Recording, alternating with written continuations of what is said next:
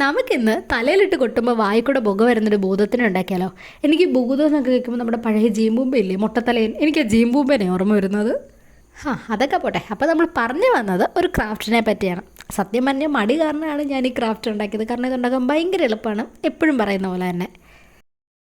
പിന്നെ നമുക്ക് ആദ്യം വേണ്ടത് ഒരു പേപ്പർ കപ്പാണ്. പക്ഷേ ഞാനിവിടെ എല്ലാ കടയിലും കയറി ഇറങ്ങി എനിക്കൊരു പേപ്പർ കപ്പ് പോലും കിട്ടിയില്ല. എന്നാലും നമ്മൾ തളരരുത്. അപ്പോൾ ഞാൻ നമ്മുടെ മിൽക്കി മിസ്റ്റിൻ്റെ ബോക്സ് എടുത്തു. അതിൻ്റെ ഫ്രണ്ടിലെ പോർഷനെല്ലാം കട്ട് ചെയ്ത് കളഞ്ഞു.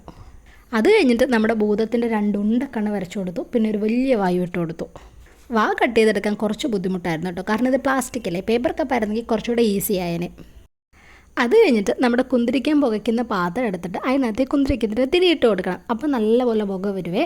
അത് കഴിഞ്ഞിട്ട് നമ്മുടെ സാധനം ഉണ്ടല്ലോ നമ്മൾ ഉണ്ടാക്കി വെച്ച്, അത് വെച്ച് അടച്ചു കൊടുക്കുക. എന്നിട്ട് തലയിലിട്ട് കൊട്ടി കൊടുക്കുക.